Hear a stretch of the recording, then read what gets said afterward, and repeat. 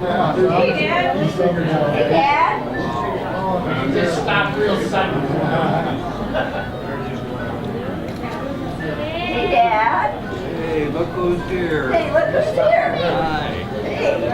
Happy birthday! Happy birthday.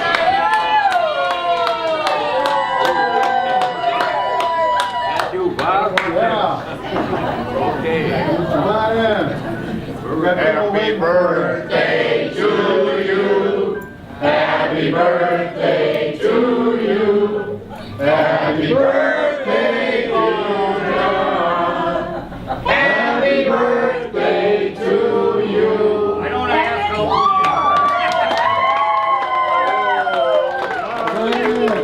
How old are you? How old are you? How old are you? Don't say 100. How old are you? Wait. I'm 100 years. Yeah. 100 years. I'm 100 years. 100 years. And have many more to go. Happy birthday.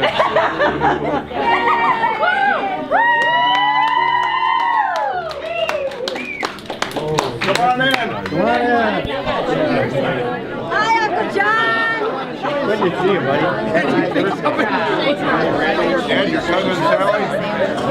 When we, Arena, Dad? Happy birthday, Grandma.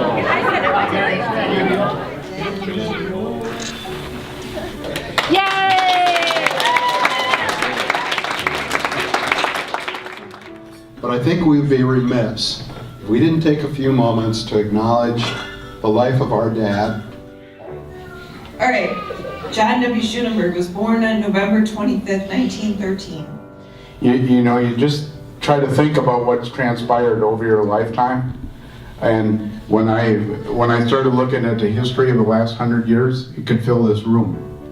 Witnessed as a type the war to end all wars, World War I.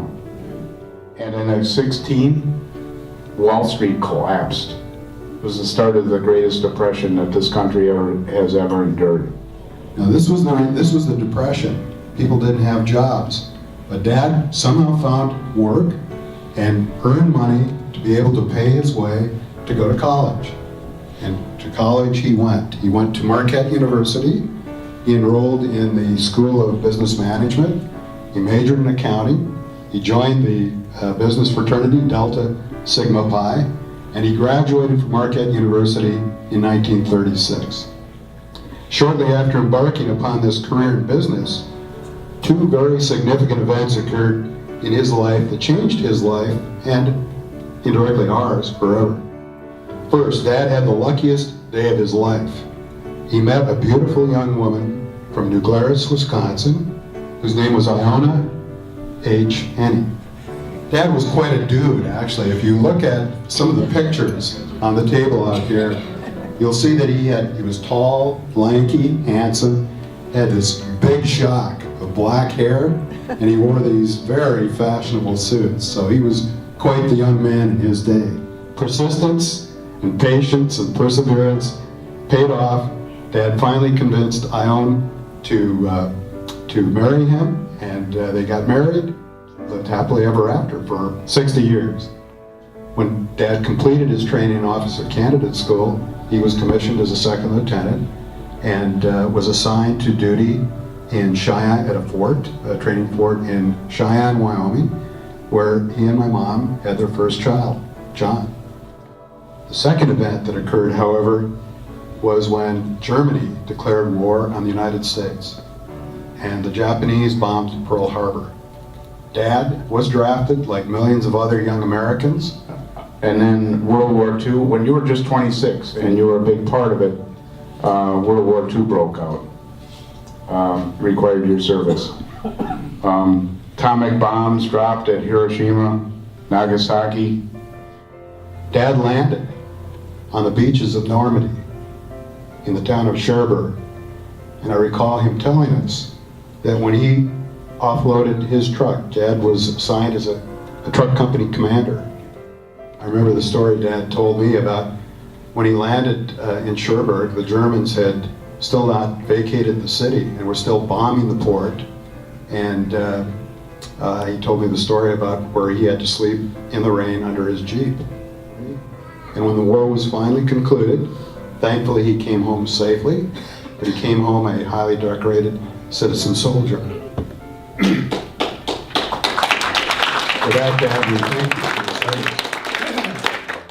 He also, by the way, had another son, yours truly, the war baby in the family. But he did, and he went on to build a family, and Don came along in 1951, Tim and Tom in 1953, and Jean in 1960. You continued your military service in the Korean War.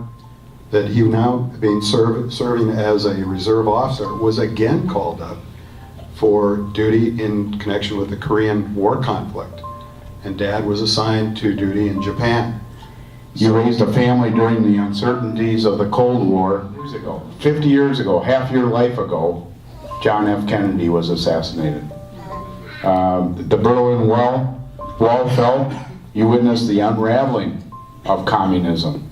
From radio to TV to the internet, from coal, and you remember hauling in the coal, and to oil, to gas, nuclear power, switchboards, to dial phones, to now smartphones.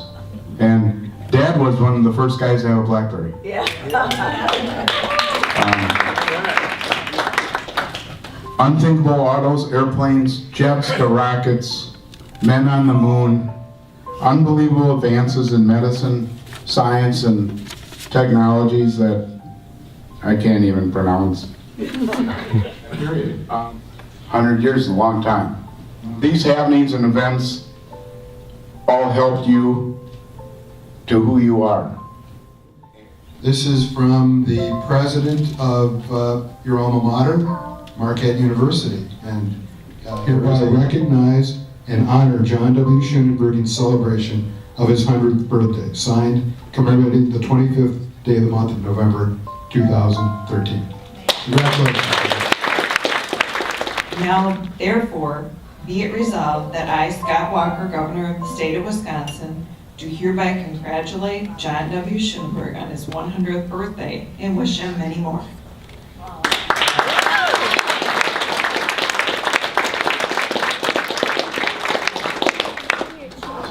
And this is from the White House, and happy 100th birthday. We wish you the very best on this momentous occasion. You have witnessed great milestones in our nation's history, and your life represents an important piece of American history. As you reflect upon the century of memories, we hope that you're filled with tremendous pride and joy.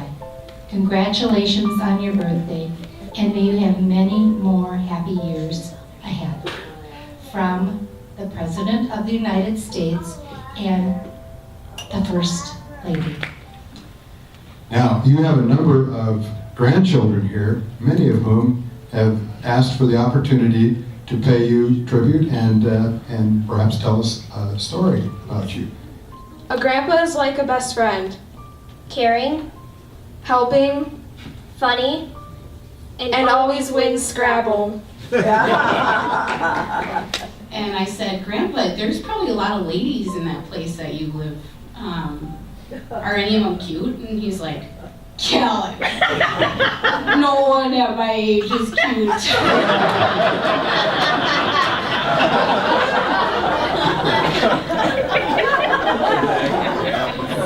It's really just come to show me that he's been so many places and seen so many great things that I hope I can even come relatively close to seeing in my lifetime.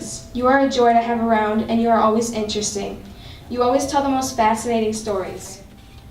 you're the smile in everyone's day. You're the shoulder we have for every hour. Proud. So I just wanted to say thank you, Grandpa, for all the wonderful experiences we've shared. Grandpa's been there, and I think that's something Grandpa taught me, is to be there for your family. And I appreciate that so much. So I'd like to end with a quick toast. Thanks for teaching us how to be there for family. Here's to you. Here, here.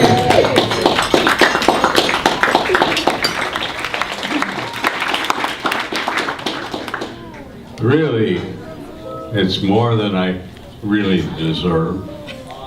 The way I really feel about it. It's a wonderful occasion for me, more than I don't think I earned it. I just did what I had to do. So thank you all for coming. It's really been, I can't express to you how great this was for me. Thank you very much.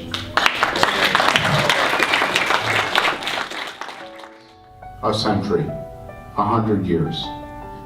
Dad, you are a true inspiration, a shining model to all of us. You've shown us how to make the most of life and live it to the full. You're so very highly thought of, and it gives me so much pleasure to say, with love to a very special gent on this, your 100th birthday. Thank you.